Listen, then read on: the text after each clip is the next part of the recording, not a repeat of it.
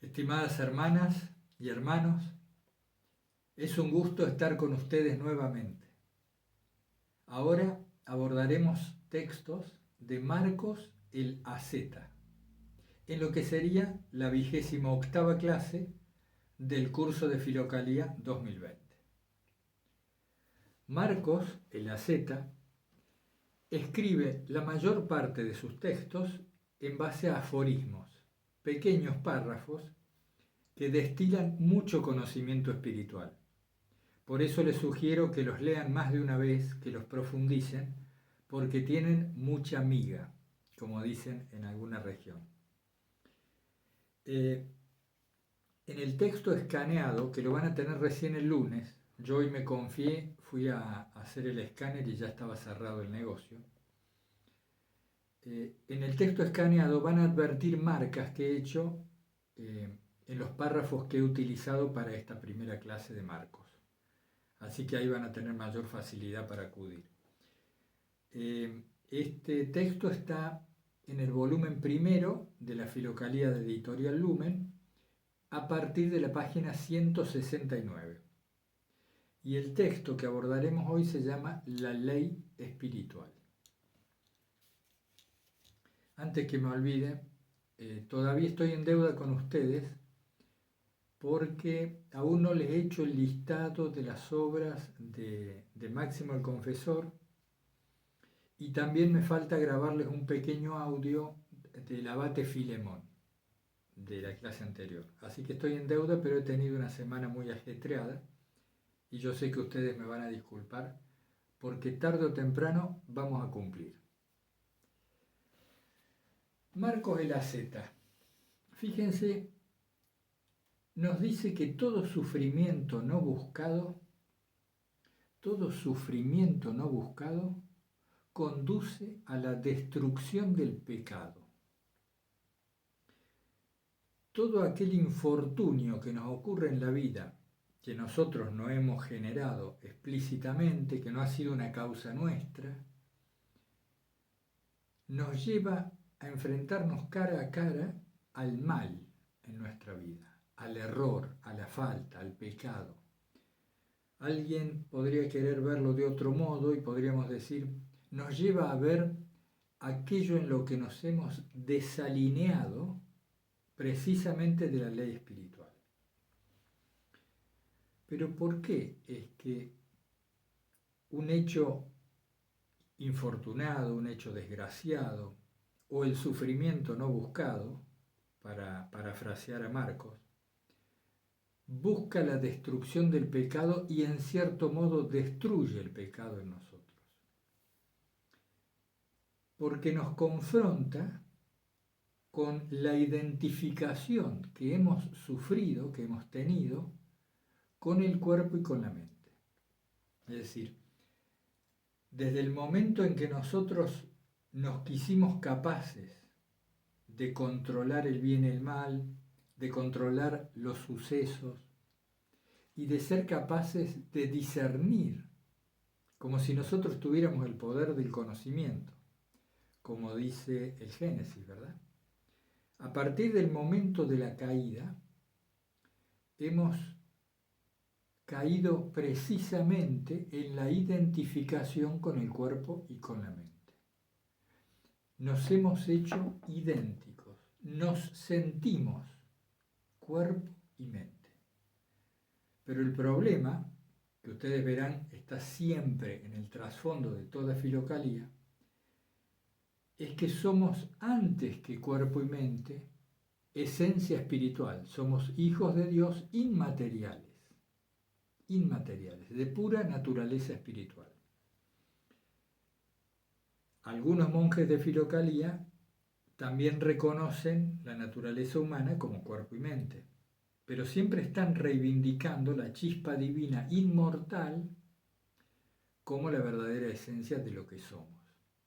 Y otros, como ustedes habrán visto, como Evagrio Póntico, son más extremos y reivindican la pura naturaleza espiritual de lo que es el ser humano.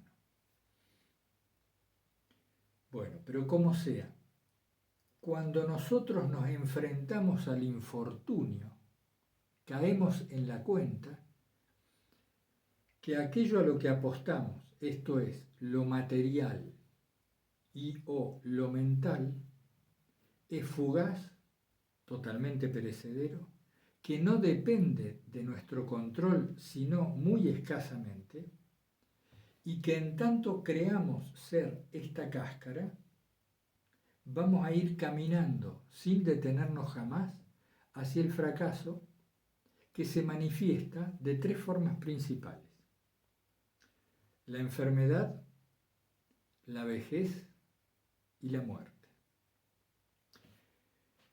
Nos situamos en una situación complicada cuando nosotros nos creemos carne, sangre, y cuando hacemos de los pensamientos nuestra propia voz. ¿Por qué es una situación complicada? Porque nos da la apariencia de controlar y manejar el mundo. Y vamos olvidando la finitud, construyendo cosas, generando proyectos, aferrándonos, anclándonos a seguridades que en definitiva son fantasmales, que no son reales, no son estables. Entonces cada infortunio nos empieza a mostrar la naturaleza endeble de nuestros aparentes logros, de aquello en lo que nos afirmamos. En ese sentido, según mi leal entender, es lo que Marcos nos dice cuando dice: todo sufrimiento no buscado pretende, busca, sirve a la destrucción del pecado. Es un tema muy interesante. Otro aspecto que me ha gustado mucho de su doctrina está en el párrafo 78, cuando dice: Dios obra en quien lo escucha según su fe. Esto lo hemos escuchado muchas veces de distinto modo, se ha dicho de muy diferentes maneras, pero penetremos realmente en el significado, hagamos un avance más. Dios obra en quien lo escucha según su fe. Es como si la fe fuera la apertura a la gracia. Es vano o es de poco fruto rezar sin fe. Es mejor que no rezar, sin duda. Pero cuando se reza con fe, como nos dice todo el Evangelio y en muchas partes del Antiguo Testamento también, cuando se reza con fe, se produce la maravilla de la transformación del hombre. ¿Qué es rezar con fe? ¿Qué es la fe? Esa es una buena pregunta si ustedes pudieran o quisieran algunos ponerla en los comentarios o mandarme un correo. ¿Qué es para ustedes la fe? ¿Es una creencia? Como por ejemplo yo digo, creo que está lloviendo. Creo que está lloviendo. Es decir, no estoy certero, no tengo la seguridad, pero tengo una adhesión, me inclino a creer, a pensar que está lloviendo. ¿Es eso la fe? Creo que Jesús existió, creo que redimió el mundo con su muerte y resurrección, creo en la trascendencia inmortal, del mismo modo que creo que está lloviendo o que creo que mañana va a salir el sol.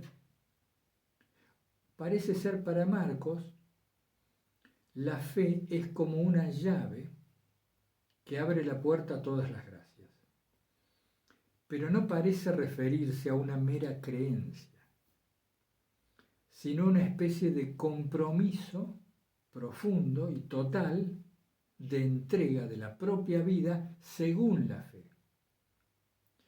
Por eso dice, en otro de los párrafos, que en la medida en que se observan los mandamientos, empezamos verdaderamente a comprender la ley de Dios. Es decir, si te pones a cumplir la ley de Dios, que para él se resume en los mandamientos, vas a empezar a comprenderla. Y cuando comprendas la ley de Dios, vas a entender qué es la libertad.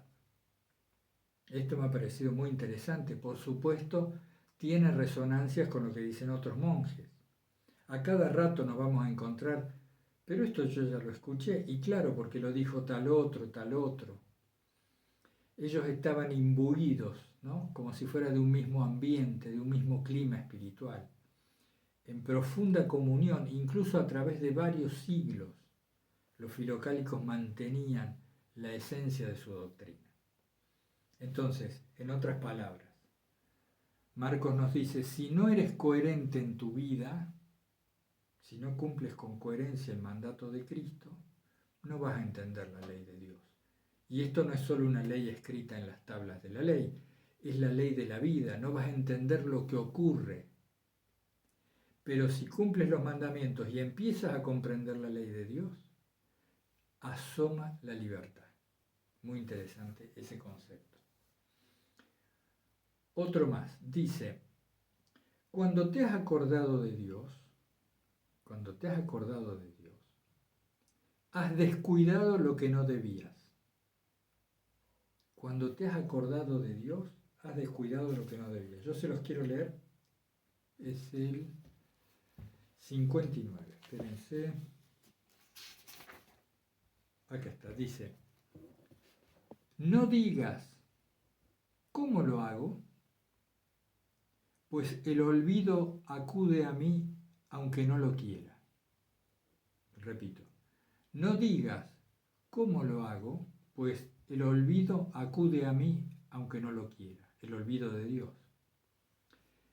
Y entonces le dice Marcos a este ficticio interrogador, ¿no? Le dice, esto se produjo porque cuando te acordaste de Dios, has descuidado lo que no debías. Esto se complementa con otros párrafos. Lo que Marcos quiere decir es esto, y lo vamos a señalar en otros párrafos. Cuando viene la ola, aprovecha la ola. Cuando viene la ola, súbete a ella y dale para adelante.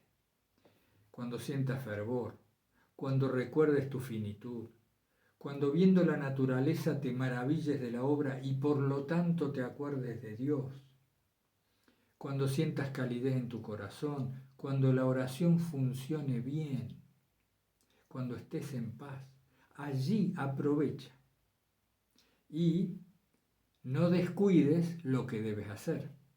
Es como si nos dijera, carguemos energía cuando estamos en la parte alta del ciclo. Carguemos energía.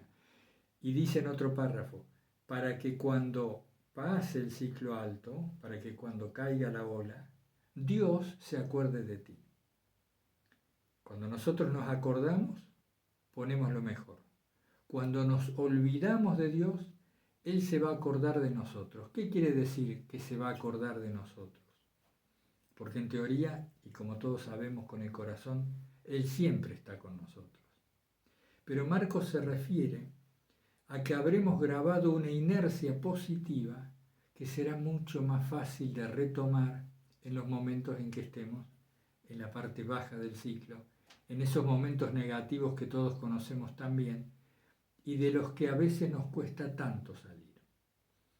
Entonces, este concepto de aprovechar bien los buenos momentos espirituales, que a veces no sabemos por qué han venido, otras veces después de una Eucaristía, después de una charla amistosa, después de leer un libro, después de repetir la oración de Jesús un rato, o tal vez por el afecto de alguien, algo se insufla en nosotros, ¿no? Es parecido al espíritu que Dios sopló en el primer hombre.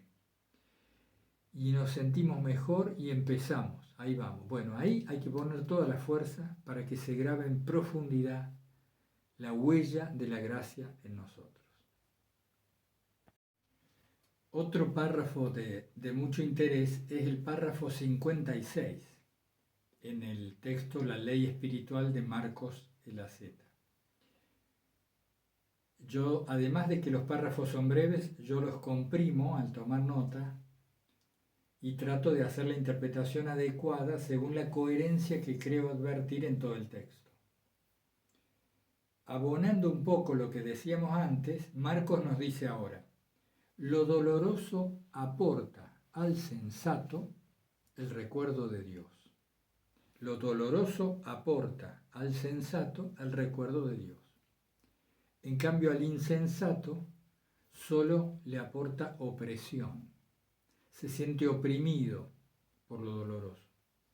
Y si revisamos un poco en nuestra vida, le digo en mi propia experiencia, estoy seguro en la de muchos de ustedes, han sido los momentos de gran dolor cuando no hemos tenido otra opción que acercarnos a Dios.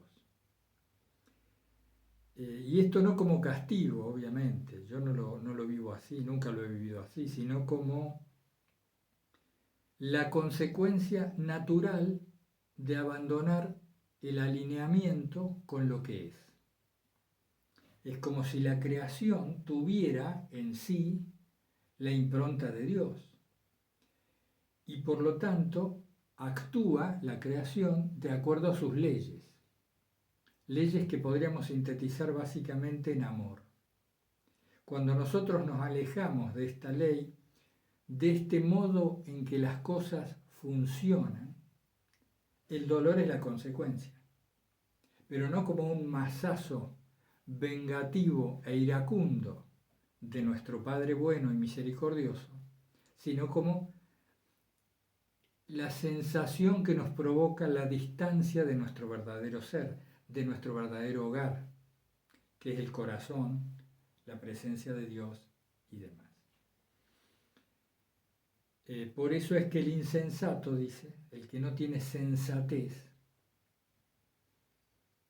el que no es sensible a estas cosas, vive lo doloroso como algo muy opresivo. Bien, eso quería mencionarles respecto a lo que hablábamos hace un ratito. Después hay 2 o 3 párrafos que para mí son medulares, que dice el de la muerte y los placeres. La muerte y los placeres. Si durante la vida estuviste muy apegado a los placeres corporales, el momento de la muerte va a ser muy difícil, porque te vas a aferrar a eso que está muriendo, que es el cuerpo, a lo caduco, a lo material. Por eso tiene mucho sentido cuando se aconseja en Filocalía frecuentemente un paulatino, progresivo y, diría, un amable desapego de las cosas materiales y sobre todo del propio cuerpo. Cuando decimos amable nos referimos a que no tiene que ser ese tipo de renuncia o ese tipo de desapego que surge del orgullo espiritual, que nos lleva a forzar las cosas, a emprender periodos ascéticos por sobre nuestras fuerzas. Yo sé que muchos de ustedes también han vivido esto por las conversaciones que tenemos, sino un amable desapego, un amable y progresivo desapego de las crecientes identificaciones que hemos ido sufriendo. Entonces, se trata de no amar al ser querido, a los hijos, de no poner fuerza en lo laboral, de no admirar la belleza del mundo. No, se trata de ir mirando y viviendo todas estas cosas con un paulatino y creciente desapego. ¿Qué es el desapego? ¿Qué quiere decir desapego? Que no me importa. No, que no me quedo pegado, que no me quedo pegado. Entonces vivo la situación, por ejemplo con un ser querido, vivo el viaje que hicimos al campo y me deslumbré con la belleza del mar, pero cuando eso terminó, lo suelto. No me quedo prendido ahí. Me tocó ganar un dinero, lo uso, lo aplico a lo que debo aplicarlo y ya está. No me quedo pegado como si fuera desesperado a volver a repetir ese ingreso de dinero extra que tuve. Es como si cuando la oportunidad es benéfica, cuando la vida nos sonríe, tenemos que abrirnos a esto, pero sin aferrarnos. Es abrirse. Nos abrimos a vivirlo. En el momento en que con la mente, fruto de la mente, queremos hacer actos de apropiación, de posesión, queriendo detener el instante, que esto no cambie. Queremos torcer la esencia de la vida, que es el cambio. Allí nos apegamos. Y si nos acostumbramos mucho a estos apegos, sobre todo a los que derivan de los placeres corporales, en el momento de la muerte, dice Marcos, vamos a padecer, porque va a ser mucho más difícil la separación de alma y cuerpo. Va a costar más emprender el viaje. Por eso hay autores, ¿no?, que hablan de llegar a la vejez con la mochila lo más liviana posible, con la mayor humildad y la mochila, la carga, lo más liviana posible. Y se refieren a esto del desapego. Bien, otro consejo que nos da Marcos, por ejemplo, en el párrafo 12, dice que no has de resolver los asuntos difíciles mediante la controversia. No te pongas en discusiones, y no se refiere solo con otras personas, sino la controversia mental. ¿Qué es controversia? Es el choque de dos versiones. La controversia es un choque de dos versiones, al menos de dos. No te pongas a solucionar los aspectos difíciles, las situaciones difíciles con la controversia, sino con la paciencia, con la oración y la esperanza. La paciencia, la oración y la esperanza. Y a todo esto, hazlo sin vacilar, que no se meta la duda. Tómalo con paciencia, haz oración y ten esperanza. En esto no dudes, no vaciles. Esa vacilación que nos lleva de un lado a otro.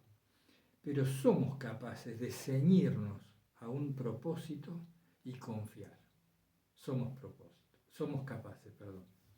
Después hay el tema de la justa contrición y la contrición nociva.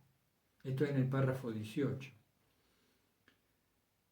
La contrición, el dolor por lo que hemos hecho mal, el dolor por sentirnos responsables de algún daño causado, tiene una forma de manifestarse positiva. Es una contrición que nos lleva a un dulce dolor del corazón que se arrepiente y se sabe perdonado. El dulce dolor en el corazón que se arrepiente y se sabe en ese mismo momento perdonado. Es lo que hemos mencionado en otras clases como la compunción. Pero dice Marcos que hay una contrición nociva, que es la que nos deja encadenados a ella. Es como si nos aprisionara la culpa, se nos perjudica la autoestima, a la vez nos da culpa y nos quedamos ahí. Entonces, fui culpable, yo he sido el responsable y me quedo hecho un trapo. Me quedo tirado en el piso anímicamente y no me levanto. Y esto no sirve, porque va a llevar a que el día siguiente y los días sucesivos siga cometiendo tonterías. Entonces, busca la contrición genuina, la que te eleva, invoca a Dios y sigue adelante. No te quedes empantanado. Ese es el mensaje, creo que es muy, muy interesante y lúcido que nos da Marcos. Para terminar esta segunda parte, ustedes saben que ahora YouTube, al menos yo tengo dificultades en subir videos largos, aunque tenemos membresía premium y todo en regla, pero bueno, se manifiesta esa dificultad que no sabemos todavía qué es. Entonces tengo que hacer la clase en mostrársela a ustedes en partes. Para terminar esta parte, el párrafo 32, 33 y 35 son también importantes. Brevemente, nos dice Marcos, hay cosas que parecen buenas, pero que la intención es mala. Y hay cosas que parecen malas y se hacen con intención buena. E independientemente de si efectivamente en el mundo objetivo este hecho o esta acción sea buena o sea mala, independientemente de eso, Marcos nos lleva la atención hacia la intención con la cual efectuamos las obras y pone de relieve esta intención. Es lo más importante. Después viene el ajuste. Tengo que ajustar mi acción para que esté de acuerdo con esta buena intención. Es decir, tengo que ser inteligente en cierto modo, de tal manera que si pretendo el bien, mi obrar no sea desatento, no sea desconsiderado, no le falte tino y termine haciendo un estropicio, aunque tenía buena intención. Y también nos alerta sobre esas obras manifiestamente buenas. A veces hay servicios muy grandes, regalos muy grandes, tareas muy, muy buenas, pero que ocultan una intención aviesa. Es decir, cuando la mente ha especulado y manipula nuestra acción en función de un beneficio personal que puede ser consciente o no consciente. Muy bien, hermanas y hermanos, continuando con la ley espiritual de Marcos el Asceta, seguimos abordando conceptos que se extraen de sus aforismos. Aforismos que hay que releer más de una vez, tratando de profundizar en su sentido, en la sabiduría espiritual que esconde la letra. Una de las enseñanzas de Marcos es que cuando por mi boca habla la verdad, me acerco a la humildad. Invirtiendo los términos, si hay humildad en mí, por mi boca hablará la verdad.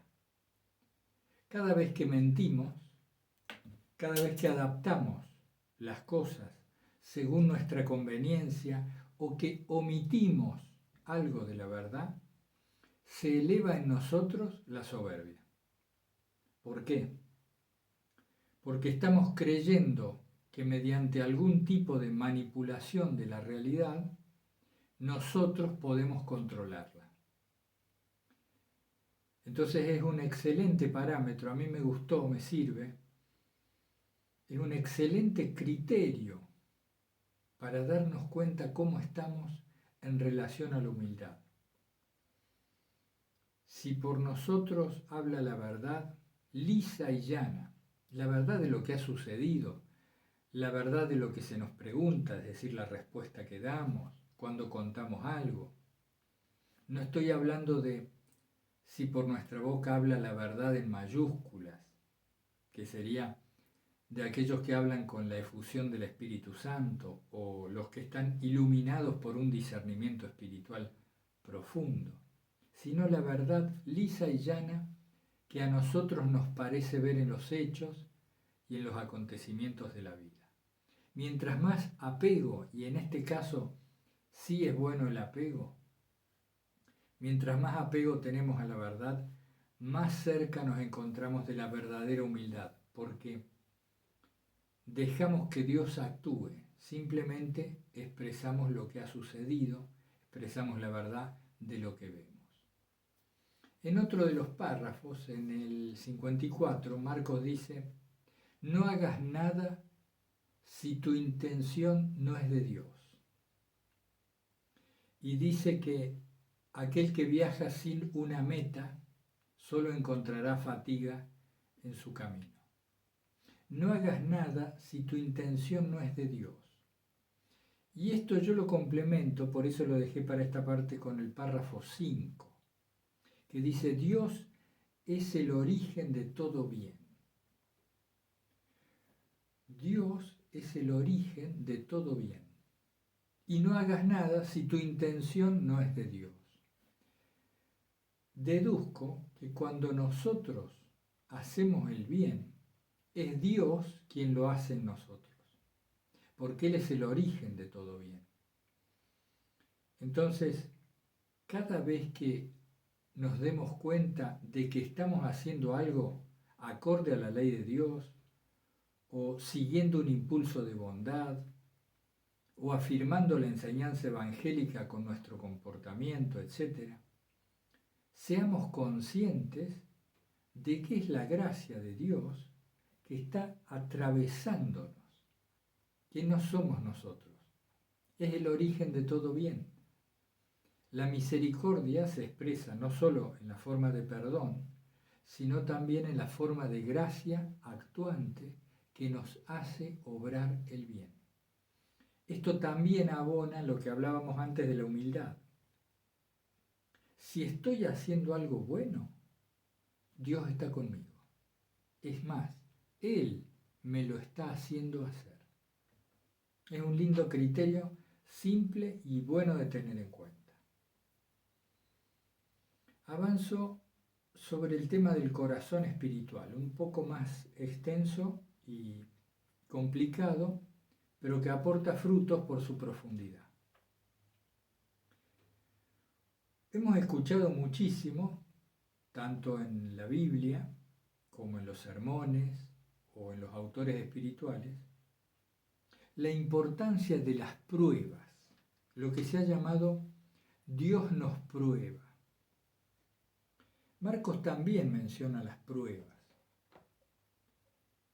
pero no tenemos que dejarnos llevar por un antropomorfismo sobre Dios.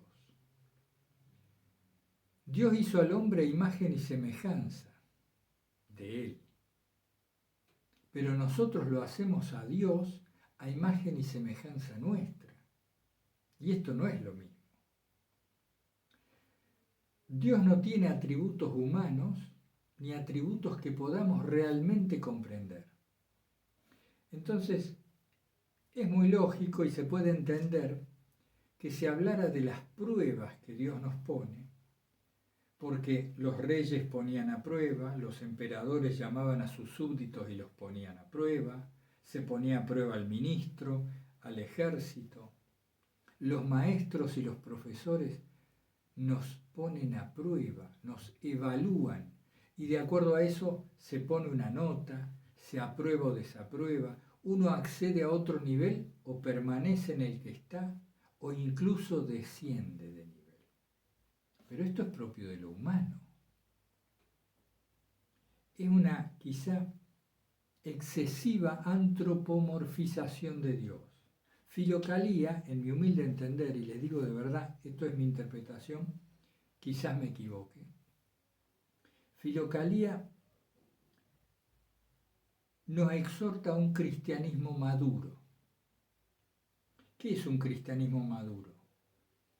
El que trata de no antropomorfizar a Dios, el de seguir la enseñanza evangélica, la enseñanza de la Sagrada Escritura, pero sin creerse literalmente todos aquellos atributos que hemos puesto sobre Dios, atributos plenamente humanos, como la ira, la venganza, el juicio, la pena, la prueba, la cólera, etcétera, etcétera.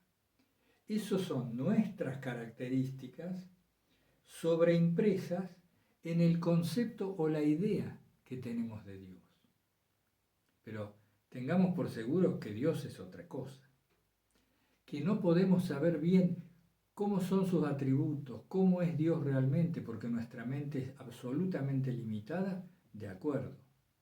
Pero sí nuestra mente nos permite saber que Dios no tiene los atributos que nosotros tenemos. Entonces, Filocalía abona esta tesis que yo les estoy exponiendo en muchos de sus monjes. Más bien, la noción de prueba, que dice, por ejemplo, Marcos, ¿no? Dios nos prueba la fe mediante el infortunio. O podrás seguir realmente a Cristo cuando se te ponga a prueba y soportes las dificultades, etcétera, etcétera. Ustedes si leen el texto ahí se van a encontrar varios párrafos con esto.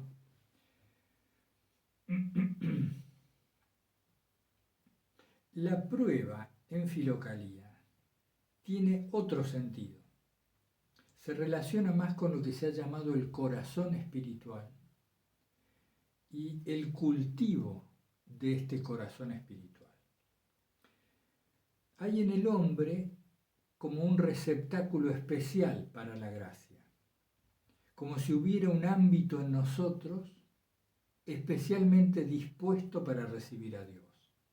A eso se le ha llamado el corazón espiritual, y algunos otros monjes de Filocalía lo emparentan más con el nous, con la parte contemplativa del alma. Como sea, la convergencia de ideas en esto nos deja en este ámbito especial. Esa parte del templo, ese altar en un costado, allá al fondo, difusamente iluminado, donde está el Santísimo, por ejemplo. ¿Vieron estos templos donde el Santísimo está un costadito allá escondido, ¿no? Cuando no hay Eucaristía? O esa parte de los templos grandes donde está, por ejemplo, la Virgen. Hay que subir muchas escaleras, dar varias vueltas y de pronto aparece la Virgen en su ámbito. Y esto está cargado de una especial atmósfera, ¿no? Creo que todos conocemos eso.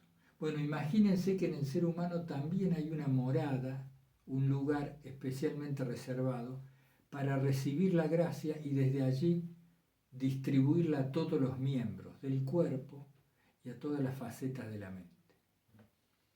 A eso en Filocalía se le llama de distintos modos. Yo hoy se los presento como el corazón espiritual. El corazón espiritual se cultiva, se abona, crece, se riega, se carga de energía, se lo alimenta. ¿Y a esto cómo se lo hace? Soportando. Es decir, atravesando las dificultades con entereza, con fe, con oración, con confianza.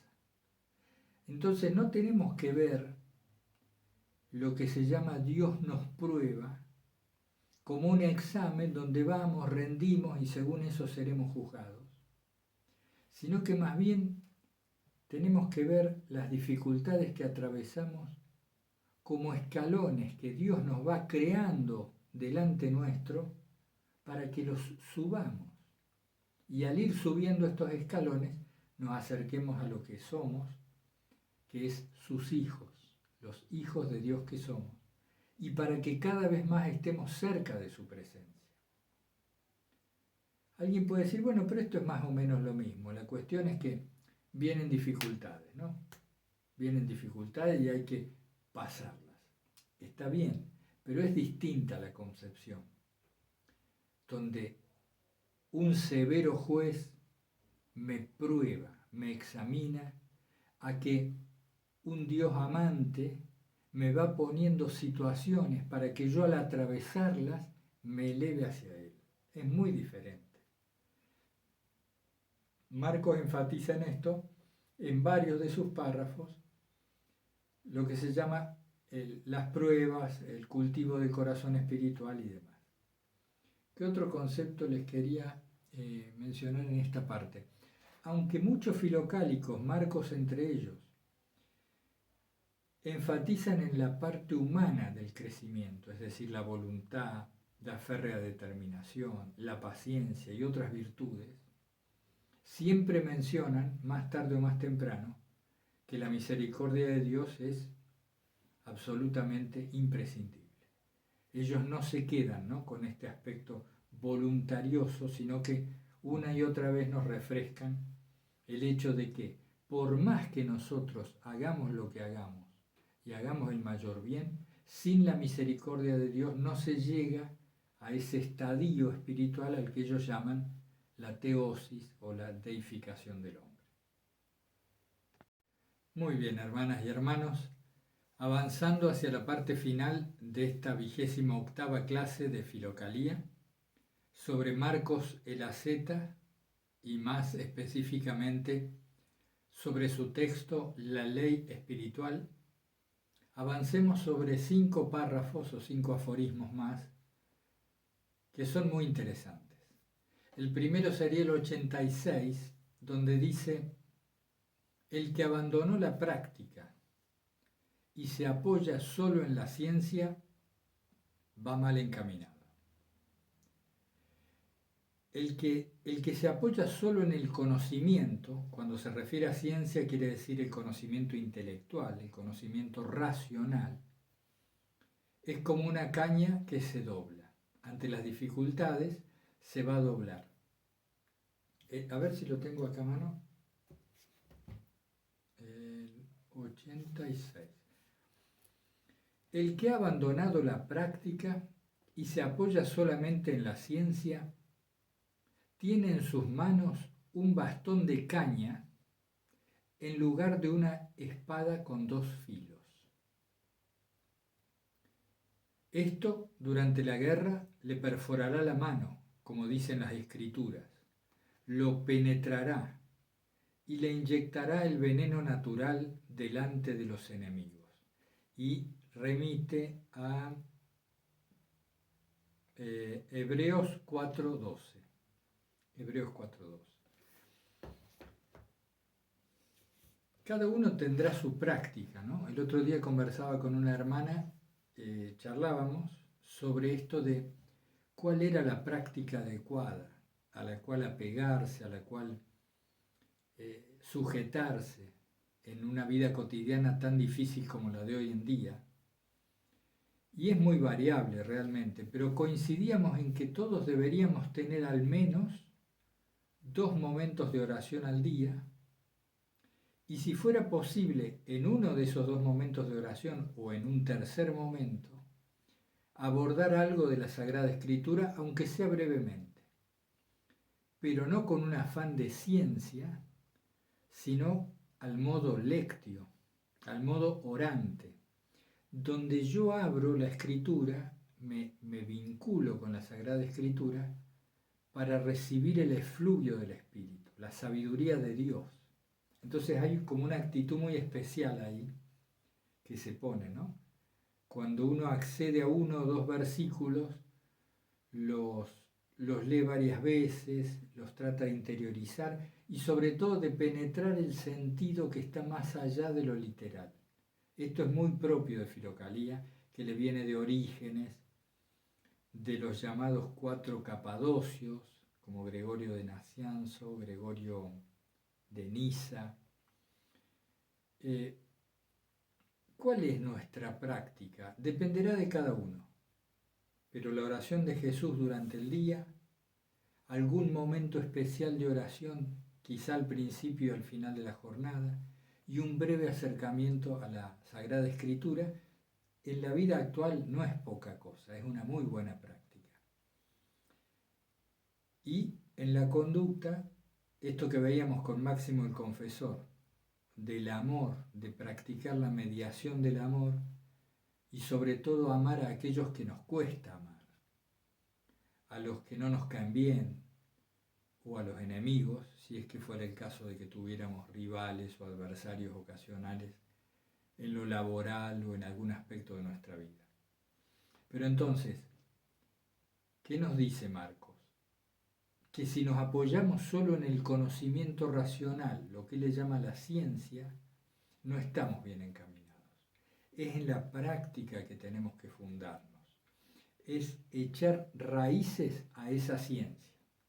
Imaginen el conocimiento que vamos adquiriendo en Filocalía, con la lectura de la Escritura, con nuestra experiencia de vida.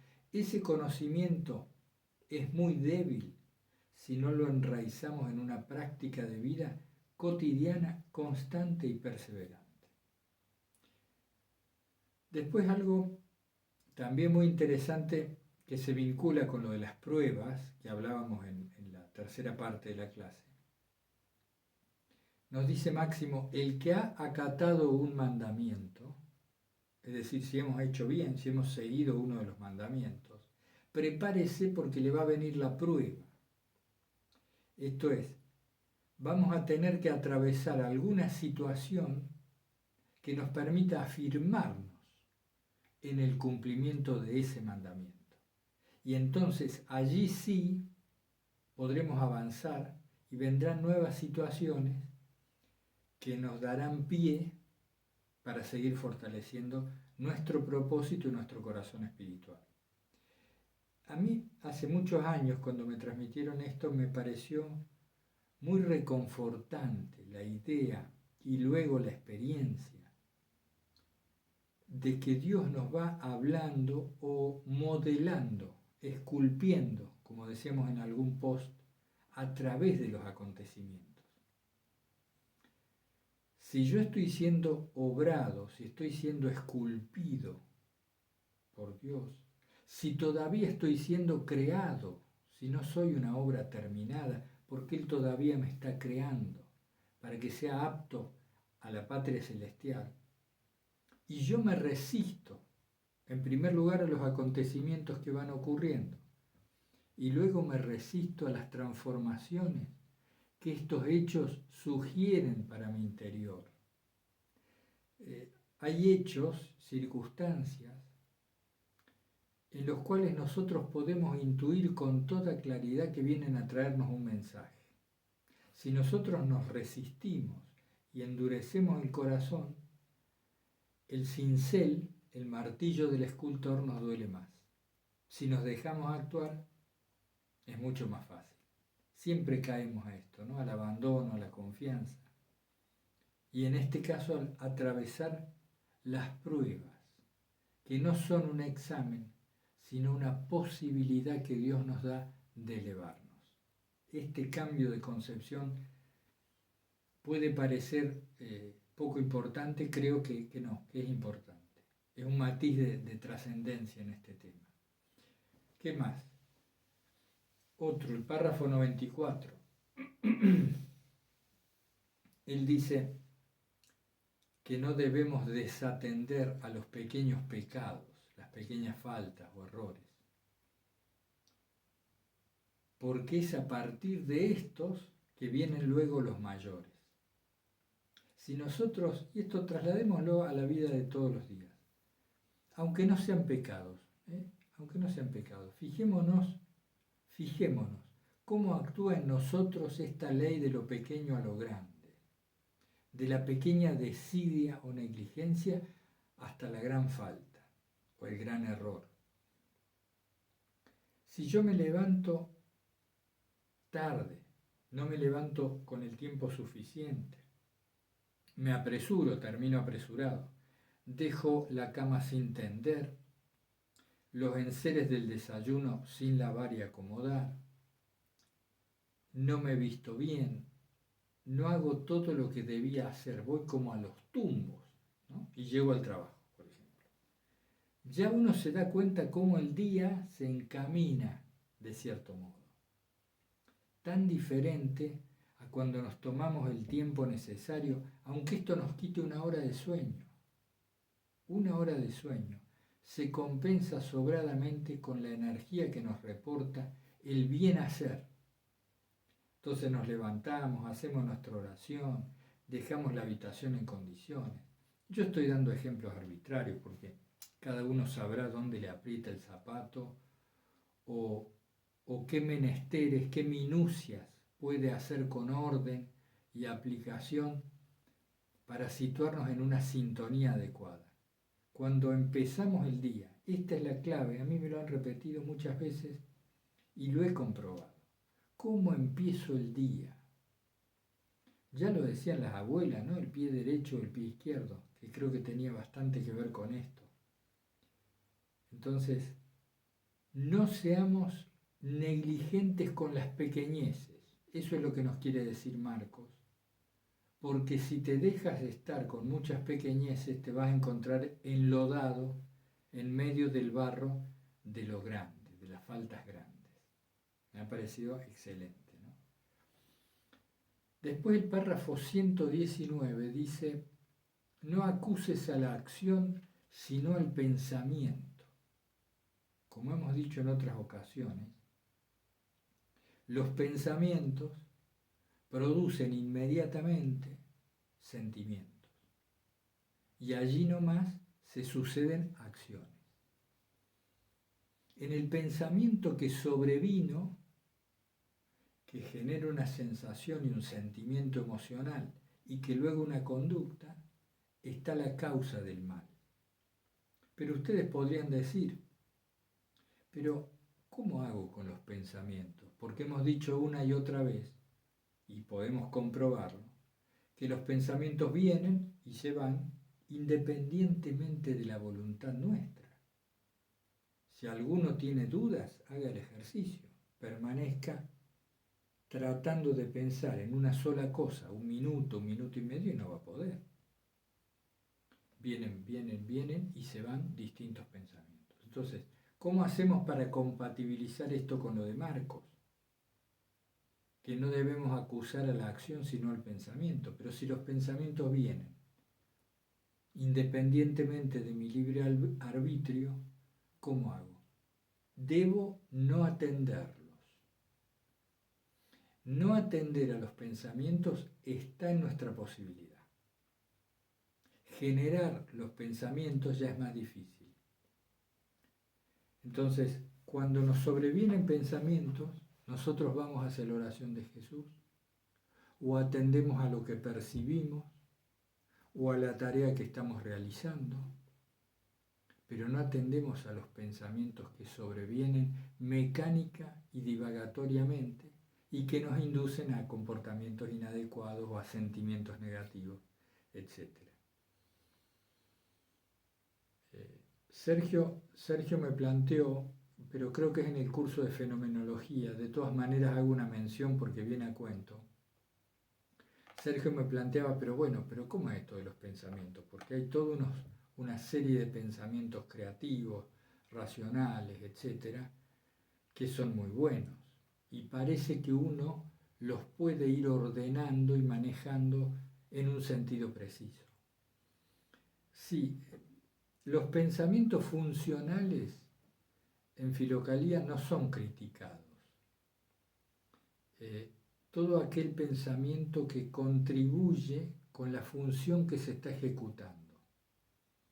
Es como si, ¿vieron ustedes una película cualquiera en donde la acción va acompañada de una canción y uno siente que esa canción es perfectamente adecuada a esa acción, a esa escena?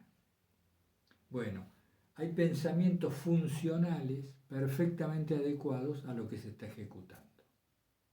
Los pensamientos que deben ser desatendidos y a los que toda Filocalía y la espiritualidad de Sicasta en general rechaza, son los pensamientos divagatorios que no tienen relación directa con lo que se está haciendo. En cuanto al pensamiento racional, por ejemplo, filosófico, al pensamiento que puede tener un teólogo elaborando los pasos sucesivos para una comprensión mayor de sus lectores en una clase, etc.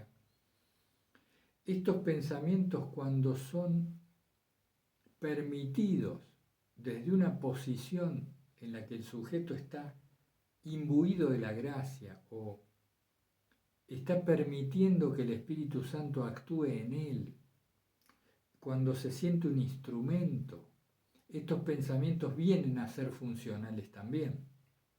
Porque aunque sean del tipo racional, están abocados a su función primera, que es estoy escribiendo un libro, estoy dando una clase o lo que fuera. Era una salvedad, no me quiero extender, ya lo vamos a continuar, Sergio, en fenomenología, pero ya que vino a cuento quería hacerte una mención. Espero haber aclarado algo y no oscurecido, ya lo seguimos. Y finalmente en el párrafo 125, fíjense qué excelente ejercicio para la vida diaria. Nos dice Marcos que así como el agua y el fuego no pueden juntarse, no pueden ir juntas la humildad y la necesidad de justificarse. No puede ir junta la humildad con la necesidad de justificarse. Este es un ejercicio a mí me ha tocado practicar en varias ocasiones y en algunos retiros. Y es extraordinariamente simple y de mucho valor. Por ejemplo, permanezcamos mañana, pasado, cuando puedan, un día, muy atentos a las veces que nos justificamos. e innecesariamente. Porque supongamos que llego tarde a la oficina y mi jefe me dice, ¿por qué has llegado tarde? Esa justificación vendría a cuento. Me la han solicitado, yo la entrego. Había mucho tráfico, etc. Pero si atendemos, se van a sorprender la cantidad de veces que uno se justifica durante el día y no necesariamente había que hacerlo. No era imprescindible, ni siquiera necesario. Por ejemplo, yo mismo, hace un rato les dije, me olvidé, fui tarde al negocio y me cerró el negocio donde yo hago los escáneres, ¿no? Ahí estaba justificándome. Está bien, no es grave ni nada de eso, pero yo podría haber dicho, les debo el escáner del texto para el día lunes. Punto. Pero la justificación, ¿qué papel viene a cumplir? Viene a cuidar, viene a hacer de coraza a la propia imagen. Sutilmente nos estamos defendiendo y al defendernos perdemos humildad.